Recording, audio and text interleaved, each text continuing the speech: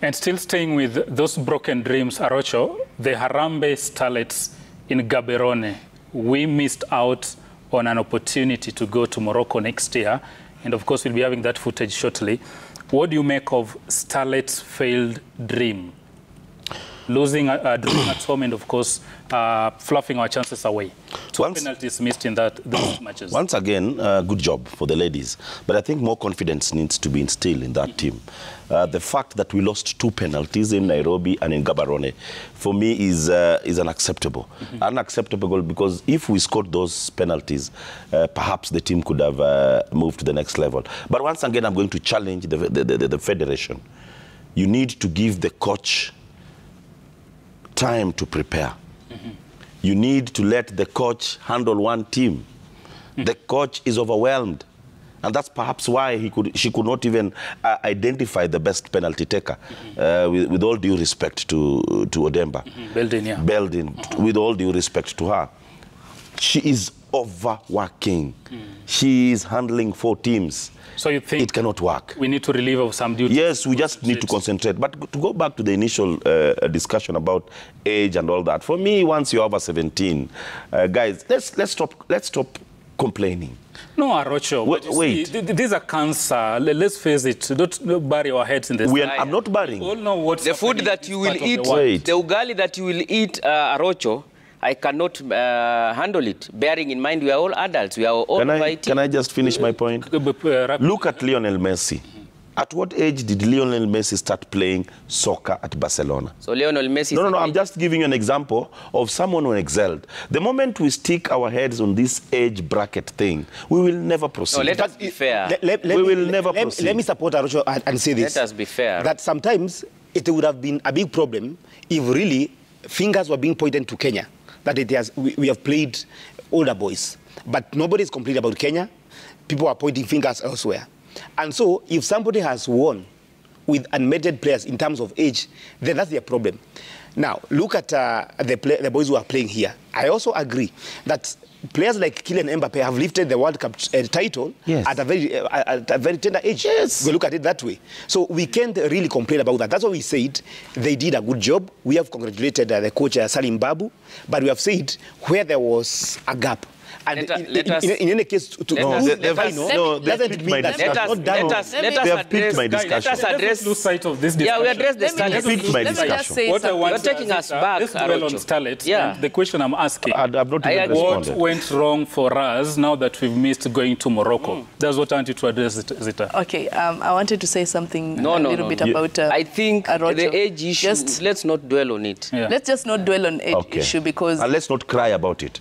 No one is crying. We've congratulated at the end the of boys. At the end of it, as you give an example of Messi. Messi started training when he was very young. And here in Kenya, someone when you start professional football, you start when you're already actually 12. In Kenya it is a part-time job. Yes, 12 and something. Yeah. Let us not dwell in the age bracket thing. So for me about Starlets, they lost a penalty here. They lost a penalty when they were in Botswana. So there is just something that we need to do about the girls. I remember I talked to the vice president of the FKF vice president, and she said that one thing that we need to understand that the ladies, when you prepare a ladies team to go and play an international tournament, you have to bring them into the camp for almost 1 month compared to the boys. Boys can adapt very fast, but a lady needs to take time to adapt even when she's playing with other ladies, and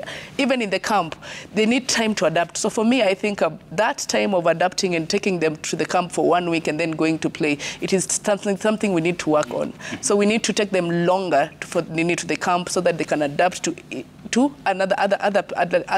those people that again, as I'm just saying, to be together for the longest.